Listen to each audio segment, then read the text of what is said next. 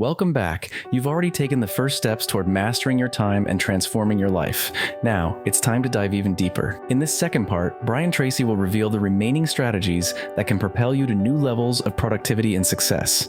Get ready to unlock the full potential of your time. Sit back, relax, and make sure you're taking notes, because these insights might be exactly what you need to transform your life.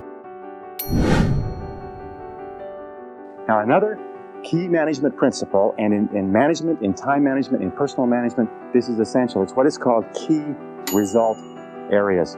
In other words, it is the key results that you have been hired to accomplish for your business. Even if you own your own business, you are still subject to key result areas. And the way that you find out your key result areas is you ask yourself this question over and over again. Why am I on the payroll? Why are you on the payroll? What have you been hired to accomplish? Not your tasks and activities, but what results are expected of you? You ask yourself this question, the accomplishment of what results is going to lead to my promotion? How am I going to earn more money? What results do I have to achieve in order to get a raise in salary? What results does my company expect of me? What contribution am I expected to make? And then you say, what are my key results? Another way of looking at it is to remember that every job has a series of functions, and there are secondary functions and primary functions, and they're what is called core functions. So you have to ask, what are the core functions of your job? What are the goals of your job? Now, many people say to me, well, I'm not sure. Do you know what the major reason for stress in the American workplace is today? Is people don't know what's expected. I would say 80 or 90% of people out there do not know what's expected. They're not sure why they're on the payroll. And here's a very simple technique for it. Go to your boss with a list of everything that you do and ask your boss to organize it in order of priority. Say what's number one, what's number two, what's number three, what's A, B, or C.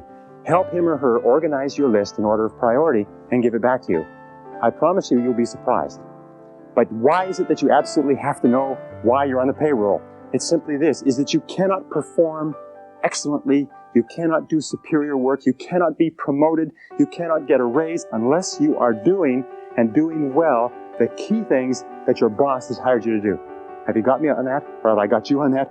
Key result areas are critical, and you have to know every single day. In fact, you know something? One of the major sources of frustration in work is to be working very hard on something and being vaguely uneasy because you know it's probably not important.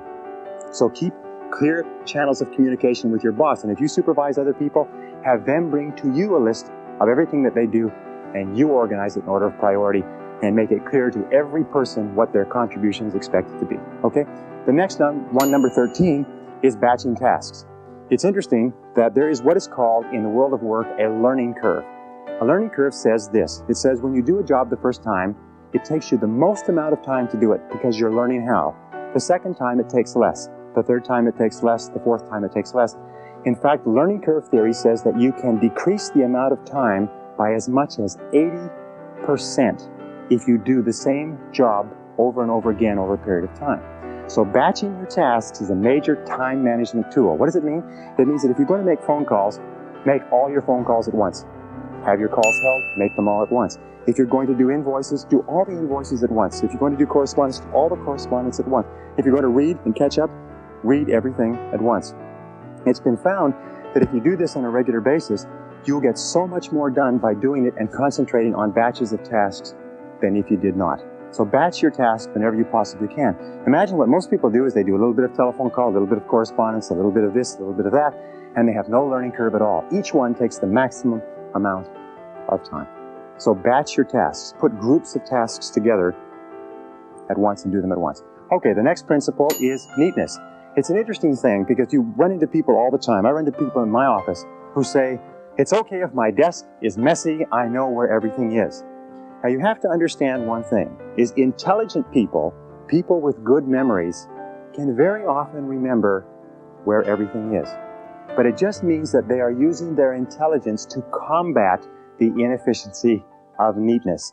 Every single study that has been done says this, that if you will just clean up your work environment so it is completely neat and everything is off of your desk or your workplace except the one thing you're working on, that will increase your productivity by 20 to 40%.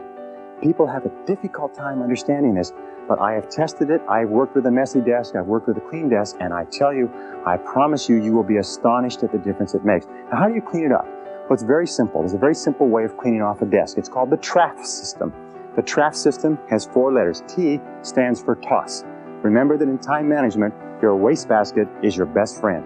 So toss it out, throw it away. R stands for refer, which means it's not relevant to you, so you refer it to somebody else. A stands for action. And what you do is you take a file folder and you put it into an action folder, so it's out of the way. And F stands for file. File it away, do something with it. But before you file, always ask this question: what would happen if I didn't have this document? What would happen if I never could find this again? And if it's not particularly serious, throw that away too. Once you've done that, TRAF, you've tossed it, referred it, filed it, or put it in an action file.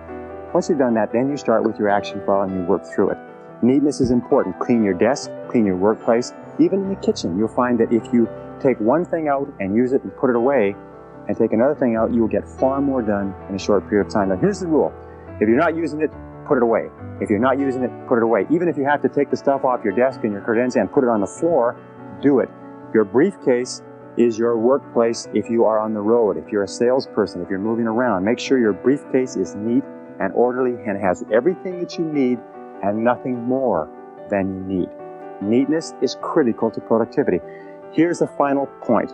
In a study that was done recently, 98% of senior executives said they would not promote a messy person, that they would not give a messy person greater responsibilities, that if you are messy, no matter how much you kid yourself, everybody around you concludes that you are inefficient, undependable, unreliable, and incompetent, and even if you do the job well, they think it's just an accident.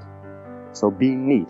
Stand back from your desk and look at it and say, what kind of a person would work at a desk like this? Stand back and look at your car. Say, what kind of a person drives a car like this? Look at your workplace, your briefcase. Look at your home and say, what kind of a person lives here or works here?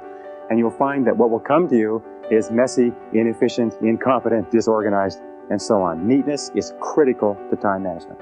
Number 15 is what is called getting chunks of time. Interesting studies. Over and over they have found that important work requires chunks of time to do. What is a chunk of time?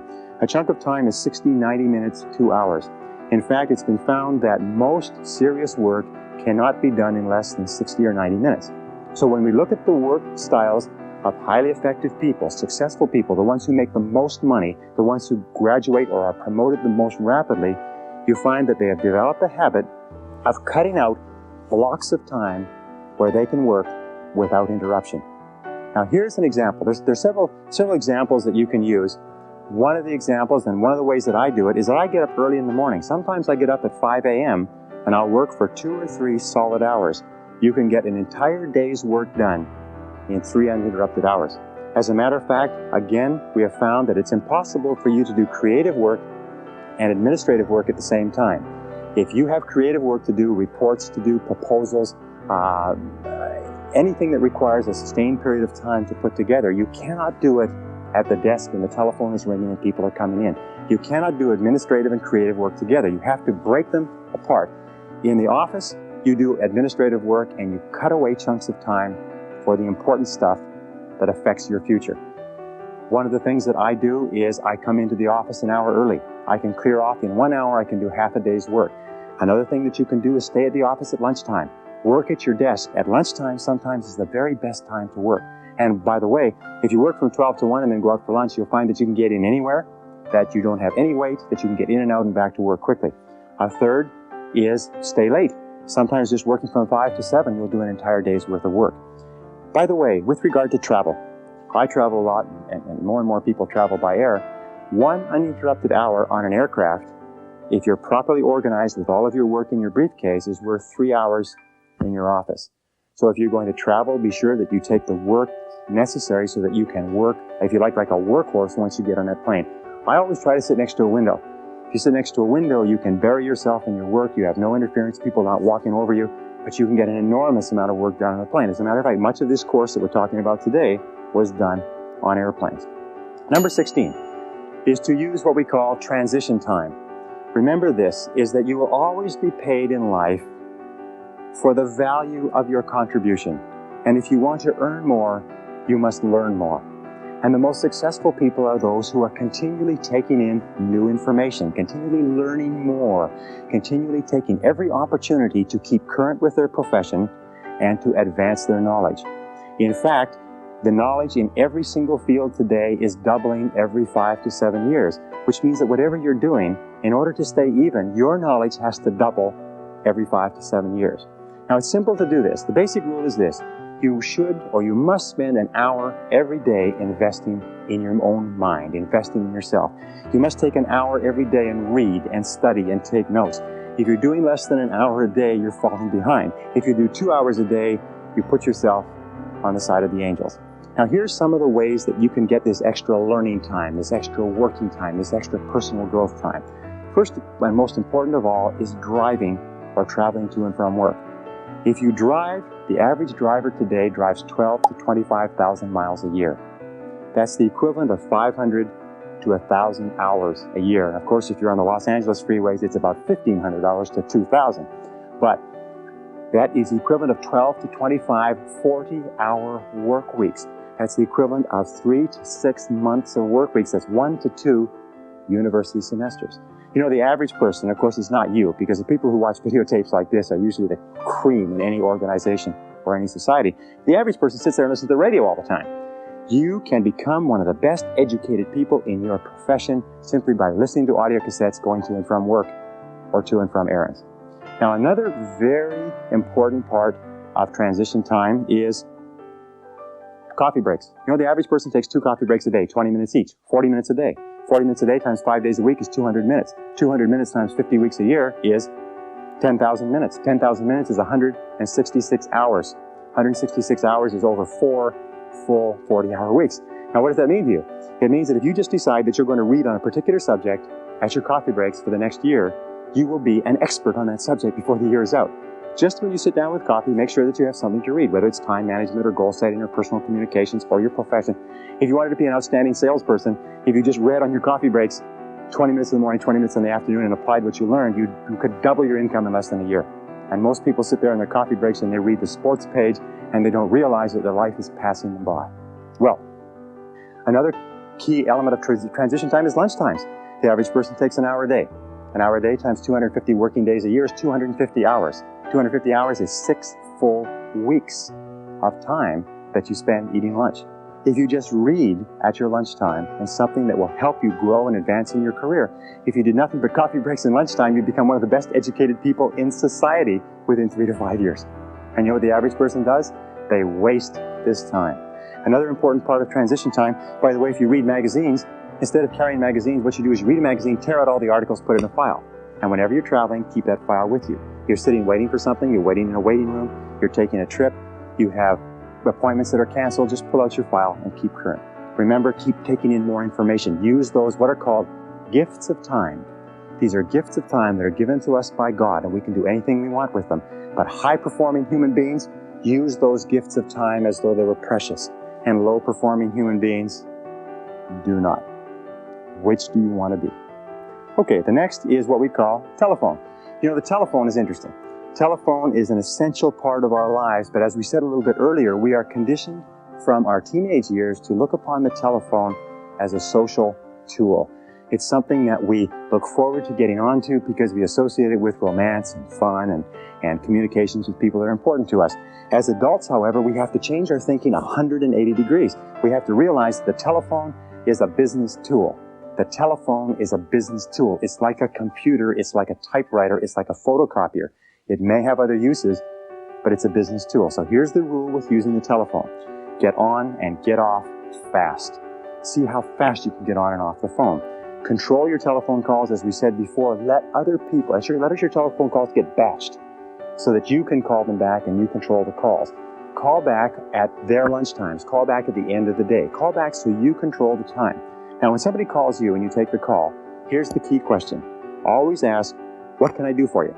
They'll always have a tendency to say, hi, how you doing? How's things going? How's the weather out there? You say, fine, what can I do for you?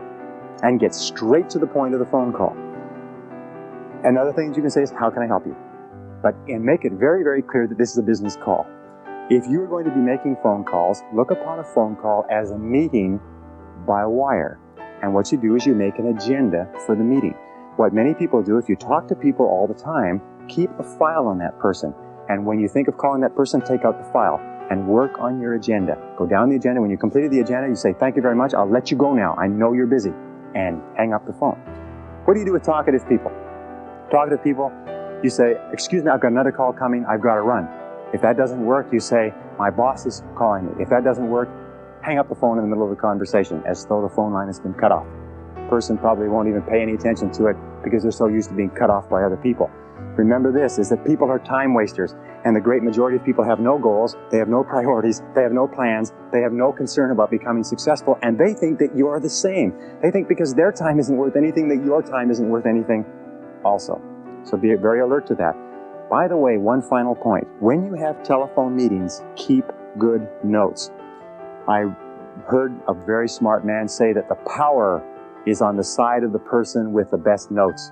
I have lost thousands of dollars because I have agreed to something on the telephone. I have not documented it. The person has come back to me and said, you agreed to something else, and they had it written down in their files, and I couldn't argue. So when you're on the telephone, write. One final point is always have a pen, always have a pencil, always have a pad. Never pick up the telephone without a pen in your hand.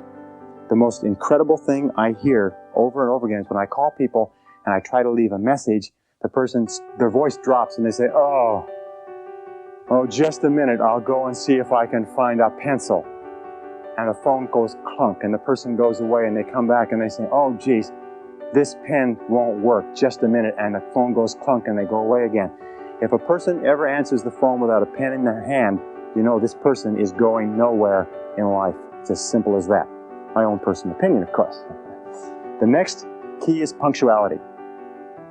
One of the most important things you can get in terms of reputation is a reputation for being punctual, which means being on time. My friend Joel Weldon says it very well. He says, if you're not early, you're late.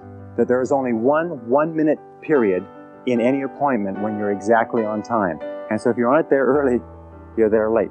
Less than 5% of people in America are punctual. Less than 5% of the population is punctual. And those people stand out. As a matter of fact, if you want to stand out from the average person, all you have to do is develop a reputation for punctuality. Pretty soon people say, boy, he or she sure is punctual. He or she sure is punctual. Now let me tell you something about punctual people. If you ask a person, what do you think about so-and-so who is very punctual? They will say, I think this person is more competent, more reliable, more dependable, more intelligent, more valuable, and more likely to be promoted and given greater responsibilities than the person who is late all the time. The person who is late all the time is considered unreliable, sloppy, undisciplined, a poor time manager, and not capable of greater responsibilities. Why is it that people are not punctual? Two reasons. One is they don't realize how important it is. It never occurs to them that when you are late for an appointment, you are insulting the person who has agreed to see you at that time. If you are in sales and you're late for appointments, you can forget it. I had an interview with a person the other day who I was hiring for a very expensive position. She showed up to an appointment 15 minutes late. A person who comes 15 minutes late to the first appointment, the basic rule is this, is never hire a person who comes late to an interview. A person who comes late to an interview is sending you a flash. It's a signal that this person is unreliable, incompetent, undependable, and if you let them get away with it, you're in for trouble. Anyway, I'm just passing on that. Punctuality, coming back to that. Vince Lombardi of the Green Bay Packers had what he called Lombardi time, which meant 15 minutes early. If he said to his team, be here Lombardi time, that meant be there 15 minutes early.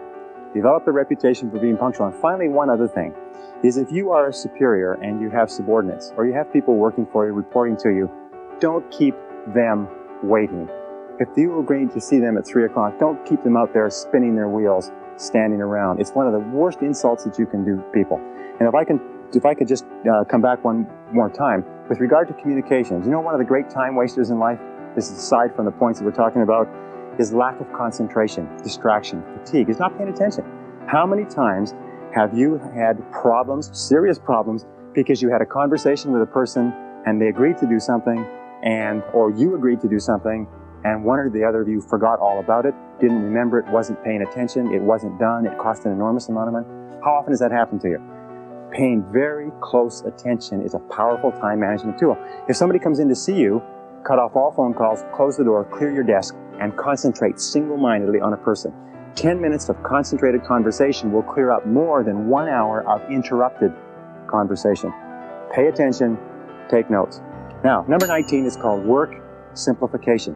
Do you know that at the turn of the century in the United States, it took 50% of the American population to feed, working on the farms, to feed the other 50% living in the cities? Today, it takes less than 3% of the farm population to feed the other 97% in the cities and half of the world besides. The reason for that is because of mechanization, systematization, simplification of the agricultural process. As a matter of fact, every great advance that has been made since the Industrial Revolution has been towards simplification. Always be looking for ways to do tasks faster, easier, cheaper, quicker, better.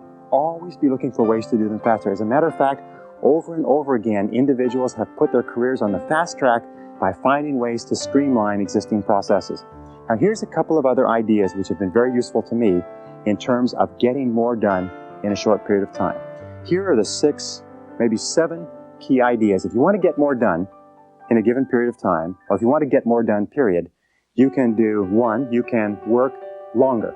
In other words, you can spend more hours working. But that's not a great idea because your productivity starts to drop off and you start to make mistakes, which you have to come back and correct and so on. Number 2 is you can work faster. You can get more done within a short period of time. Number 3 is you can do fewer things, but do more important things, do higher payoff tasks in the same period of time to increase your productivity. Number 4 is you can do things that you are better at. One of the qualities of leaders is that leaders, exceptional people, are always concentrating their time on doing what they do best. So ask yourself, what is it that I'm the best at? What is it that I do the easiest? You can sometimes dramatically increase your productivity simply by concentrating on where you're good. Another thing that you can do is make fewer mistakes. You know, there's an old saying that there's never enough time to do it right, but there's always enough time to do it over. If you make fewer mistakes, you will get far more done within a certain time, within that time period. And the last thing, which many people miss, is do things together. Teamwork. Putting a group of people together to work on a complex project can sometimes get the project done in 2 hours, whereas it would take another individual 8 or 9 or 10 hours. So do things together. Work as teams with other people.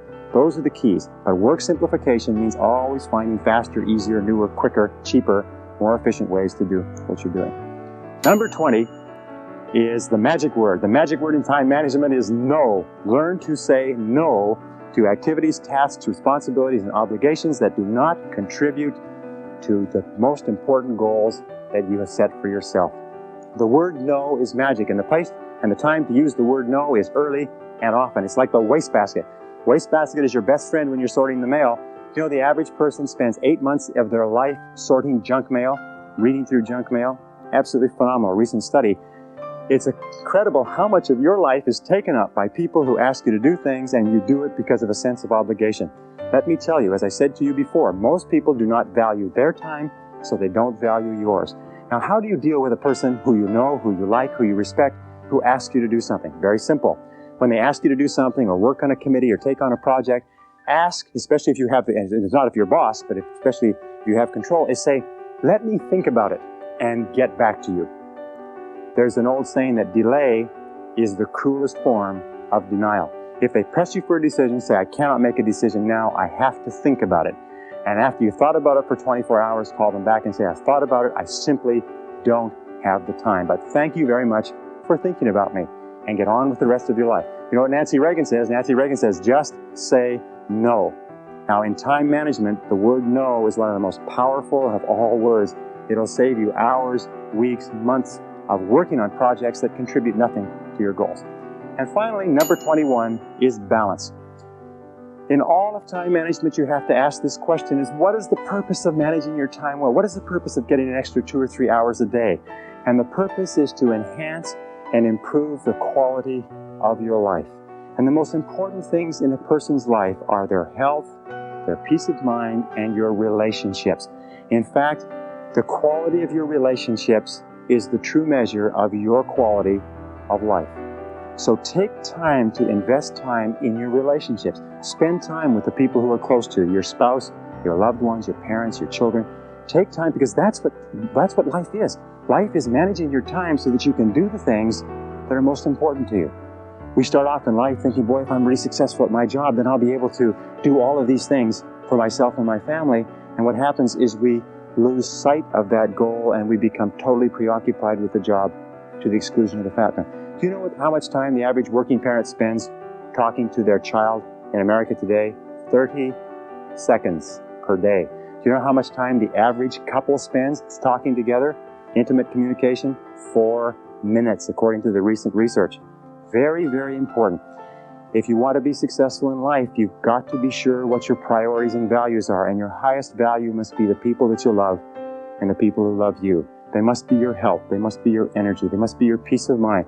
They must be your emotional and spiritual development. They must be the completion of you as a human being. So when you are using all these time management techniques, remember that the purpose of using these time management techniques is to enhance the overall quality of your life. Ask again, what would you do if you only had 6 months to live? What would you do if you only had 6 months to live? Who would you spend your time with? Where would you go? What would you want to do? What would be important? What would be unimportant? If you ask that question over and over again, you'll have a tendency to keep your life in balance. Everything in moderation. Now, if I could just summarize by saying 2 or 3 quick things. The essence of success in time management is goals. The key to goals is to write them down and to make organized plans for their accomplishment. The key to those organized plans is to set priorities and determine what is more important and what is less important, and always concentrate on the most valuable use of your time. The key to concentrate on the most valuable use of your time is to stay at the task until it's finished. Persevere without distraction or diversion. Keep at it. Hammer, hammer, hammer until your most important tasks are finished. And finally, develop that sense of urgency. Do it fast. Do it now. Fast tempo is essential to success.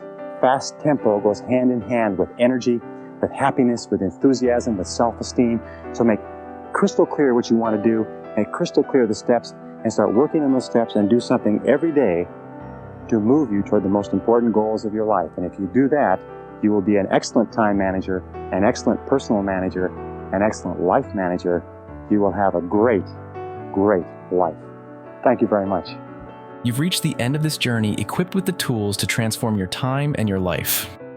Now, it's up to you to apply these strategies and watch your success grow. If this video made an impact, don't forget to like, share, and subscribe for more empowering content. Your future is in your hands. Take control and start achieving your goals today.